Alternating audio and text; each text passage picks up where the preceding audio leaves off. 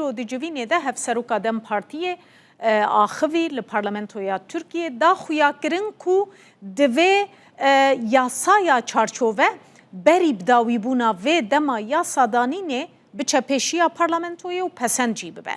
Tülay Hatîmoğulları her wiha da xuyakirin ku ew tu bahaneyan ji bo li paşxistina yasayê jî qebûl nakin. Şimdiden sonra iyi niyet beyanlarıyla bu süreç götürülemez. Bu nedenle çerçeve yasanın acilen Ji niha pê ev pêwejî bi daxuyanî niyetê pakî nayê birin. Ji ber wê yekê divê yasayê çerçeveyê bilezgin û bê ku demwere hûndakirin derbikeve.